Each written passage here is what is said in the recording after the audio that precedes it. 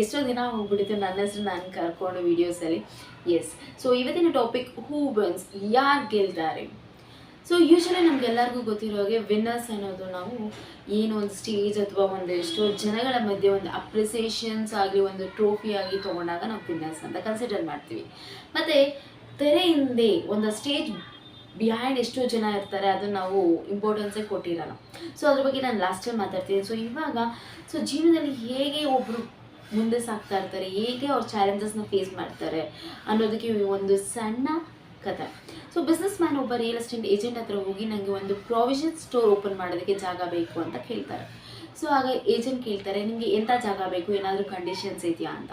ಆವಾಗ ಅವ್ರು ಹೇಳ್ತಾರೆ, ನನಗೆ ಸೌತ್ ಡೈರೆಕ್ಷನಲ್ಲಿ ಬೇಕು ಅಂತ. ಯಾಕೆಂದರೆ ಸೌತ್ ಡೈರೆಕ್ಷನಲ್ಲಿ ಯಾರೂ ಪ್ರಿಫರ್ ಮಾಡಲ್ಲ ಆ ಜಾಗ. ಸೊ ಆವಾಗ ಏಜೆಂಟ್ ಕೇಳ್ತಾರೆ, ಯೂಶ್ವಲಿ ಎಲ್ಲರೂ ಈಸ್ಟ್ ಅಥವಾ ನಾರ್ತ್ ಡೈರೆಕ್ಷನ್ನ ಕೇಳ್ತಾರೆ, ನೀವು ಯಾಕೆ ಸೌತ್ ಡೈರೆಕ್ಷನ್ನ ಕೇಳ್ತಿದ್ದೀರಾ ಅಂತ.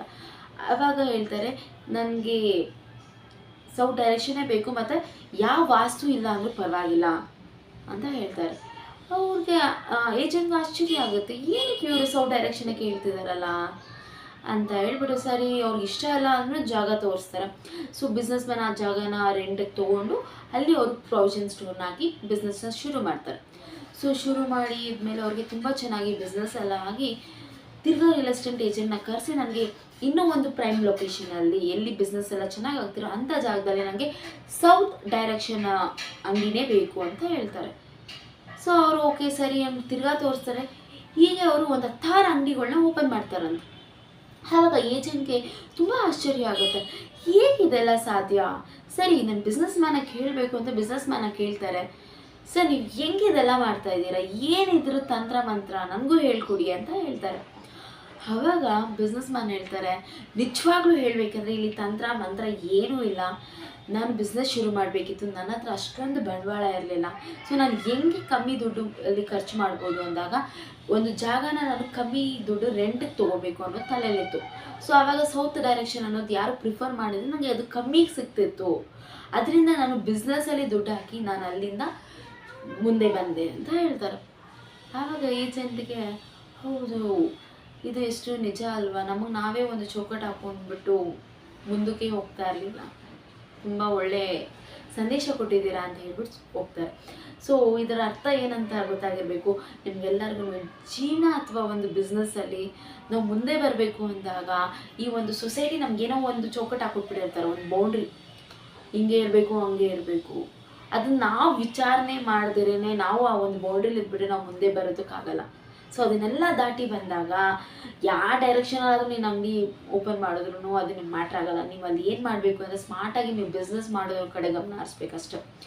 ಬಿಸ್ನೆಸ್ ಮಾಡೋ ಕಡೆ ಬಿಸ್ನೆಸ್ ಮಾಡಬೇಕು. ಜೀವನದಲ್ಲಿ ಎಲ್ಲಿ ಹೆಂಗಿರಬೇಕು ಅನ್ನೋ ನಿಮ್ಮ ತಲೆಯಲ್ಲಿದ್ದಾಗ ಜೀವನದಲ್ಲಿ ನಾವೆಲ್ಲರೂ ವಿನ್ನರ್ಸ್ ಆಗಿಬಿಡ್ತೀವಿ.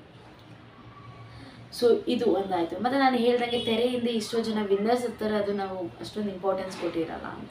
ಸೊ ನಮಗೆಲ್ಲರಿಗೂ ಗೊತ್ತಿರೋ ಹಾಗೆ ಇದಕ್ಕೆ ಬೆಸ್ಟ್ ಎಕ್ಸಾಂಪಲ್ ನಮ್ಮ ಪೇರೆಂಟ್ಸ್ನ ನಾವು ತೊಗೊಳ್ಬೋದು. ಯಾಕಂದರೆ ಪೇರೆಂಟ್ಸ್ ಮಕ್ಕಳನ್ನ ಬೆಳೆಸೋದಕ್ಕೋಸ್ಕರ ಅವ್ರು ಎಷ್ಟೋ ಒಂದು ತ್ಯಾಗ ಮಾಡಿರ್ತಾರೆ. ಆ ತ್ಯಾಗ ಅನ್ನೋದಕ್ಕಿಂತ ಅವ್ರು ಹೇಳೋದು ಒಂದು ನನ್ನ ಒಂದು ರೆಸ್ಪಾನ್ಸಿಬಿಲಿಟಿ, ಕರ್ತವ್ಯ ಅಂತ ಹೇಳ್ತಾರೆ. ಸೊ ಅದರಿಂದನೇ ಅವ್ರ ಮಕ್ಕಳನ್ನ ಅವರು ವಿನ್ನರ್ಸ್ ಆಗಿ ಎಷ್ಟೋ ಜನ ನೋಡಿರ್ತಾರೆ. ಸೊ ಈಗ ಒಂದು ಎಕ್ಸಾಂಪಲ್ ನಾವು ಹೇಳ್ಬೋದು ಅಂದರೆ ದ ವರ್ಲ್ಡ್ ಯಂಗೆಸ್ಟ್ ಚಾಂಪಿಯನ್ ಇವಾಗಿರೋರು ಗುಕೇಶ್ ದುಮರಾಜು. ಸೊ ಅವ್ರಿಗೆ ಟೂರ್ನಮೆಂಟ್ಸ್ಗೆಲ್ಲ ಕರ್ಕೊಂಡು ಹೋಗೋದಕ್ಕೋಸ್ಕರ ಅವರಪ್ಪ ತನ್ನ ಕೆಲಸಕ್ಕೆ ಅಷ್ಟೊಂದು ಇಂಪಾರ್ಟೆನ್ಸ್ ಕೊಡ್ದಿರೋ ಅವ್ರ ಜೊತೆ ಇದ್ದು ಇವಾಗ ಅವ್ರನ್ನ ಒಂದು ವರ್ಲ್ಡ್ ಚಾಂಪಿಯನ್ ಆಗಿ ಮಾಡಿದ್ದಾರೆ. ಸೊ ಅವರು ಅವಾಗ ಅವರು ತಮಗೆ ತಾವು ಸೋತಿರೋಂಗೆ ಕಾಣಿಸ್ಬೋದು when they compare with their age people. ಆವಾಗ ಬಟ್ ಸ್ಟಿಲ್ ಅವ್ರ ಮಗನ ಒಂದು ಸ್ಥಾನದಲ್ಲಿ ನೋಡಿದಾಗ ಇವಾಗ ಅವರು ಗೆದ್ದಿದ್ದಾರೆ. ಸೊ ಇದರಲ್ಲಿ ನಾವು ಏನು ತಿಳ್ಕೊಬೋದು ಅಂದರೆ ಒಬ್ಬ ಮನುಷ್ಯ ತಾನು ಎಲ್ಲಿ ಸೋಲ್ಬೇಕು ಅಂತ ಅವ್ರಿಗೆ ಗೊತ್ತಾಗ್ಬಿಟ್ರೆ ಅವ್ರ ಜೀವನದಲ್ಲಿ ಮುಂದೆ ಬಂದುಬಿಡ್ತಾರೆ ಹೇಗೋ. ಏಕೆಂದರೆ ಇವಾಗ ಒಂದು ಎಕ್ಸಾಂಪಲ್, ಇನ್ನೊಂದು ಎಕ್ಸಾಂಪಲ್ ಕೊಡ್ತೀನಿ. ಈಗ ಒಂದಿಬ್ಬರು ಜಗಳ ಆಡ್ತಿರ್ತಾರೆ.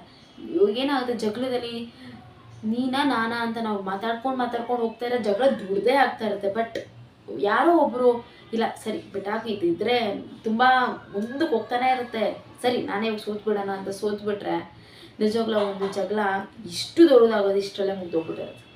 ಸೊ ಅದಕ್ಕೆ ಜೀವನದಲ್ಲಿ ನಾವು ಎಲ್ಲಿ ಸೋಲ್ಬೇಕು ಅನ್ನೋದು ನಮ್ಗೆ ಗೊತ್ತಾದರೆ ಆವಾಗ ನಾವು ಗೆದ್ದುಬಿಡ್ತೀವಿ. ಬಿಕಾಸ್ ಅದ್ರ ಪರಿಣಾಮ ಏನೇನೋ ಆಗ್ತಾ ಇರುತ್ತೆ, ಅದನ್ನ ನಾವು ತಡೆದಿರ್ತೀವಲ್ಲ. ಸೊ ನಿಜವಾಗ್ಲೂ ನಾವು ವಿನ್ನರ್ಸ್ ಆಗಿರ್ತೀವಿ. ಸೊ ಈ ಥರ ಇದೆ ಜೀವನ. ಎಲ್ಲಿ ಒಂದು ನಾವು ಜೀವನದಲ್ಲಿ ಹೇಗೆ ಎಲ್ಲರ ಮುಂದೆ ಬದುಕಿ ಮುಂದೆ ಬರಬೇಕು ಅನ್ನೋದಕ್ಕೆ ಒಂದು ಆರ್ಡರ್ಸ್ನ ಯೂಸ್ ಮಾಡಿ ನಾವು ವಿನ್ ಆಗಬೇಕು, ಮತ್ತು ಎಲ್ಲಿ ನಾವು ಸೋತಿ ಗೆಲ್ಲಬೇಕು ಅಂತ ನಾವು ತಿಳ್ಕೊಂಡಾಗ ನಾವು ವಿನ್ನರ್ಸ್ ಆಗಿರ್ತೀವಿ. ಸೊ ಇದನ್ನು ಹೇಳಿ ಮತ್ತು ಇನ್ನೂ ಒಂದು ವಿನ್ನಿಂಗ್ ಸ್ಟೇಟ್ಮೆಂಟ್ ನಾನು ಕೊಡಬೇಕು ಅಂದರೆ, ಒಂದು ಕಾನ್ಫಿಡೆನ್ಸ್ ಅಂತ ನಾವು ಶುರು ಮಾಡ್ತೀವಿ ಗೊತ್ತಾ, ಏನಾದ್ರು ನಾನು ಮಾಡ್ತೀನಿ ಅಂತ, ಅವಾಗೂ ನಾವು ವಿನ್ನರ್ ಆಗೋಗ್ಬಿಡ್ತೀವಿ. ಸೊ ಇದನ್ನೆಲ್ಲ ತಲೆಯಲ್ಲಿ ಇಟ್ಕೊಂಡು ಇನ್ನೇನು ನಾವು ಇನ್ನು 2-3 ದಿನದಲ್ಲಿ ಈ ವರ್ಷ ಮುಗಿಸಿ ಇನ್ನೊಂದು ವರ್ಷಕ್ಕೆ ನಾವು ಕಾಲಿಡ್ತಾ ಇದ್ದೀವಿ. ಸೊ ಈ ಒಂದು ವಿನ್ನಿಂಗ್ ಮೂಮೆಂಟ್ ಆಗಿರ್ಬೋದು, ವಿನ್ನರ್ಸ್ ಆಗೋದಕ್ಕೆ ಏನು ಬೇಕು ಅನ್ನೋದನ್ನ ನಾವೆಲ್ಲ ರೆಡಿ ಮಾಡ್ಕೊಂಡು ಮುಂದೆ ಸಾಗೋಣ ಅಂತ ಹೇಳ್ತಾ ಇವತ್ತಿನ ವಿಡಿಯೋ ಮುಗಿಸ್ತಾ ಇದ್ದೀನಿ. Thank you so much, love you all.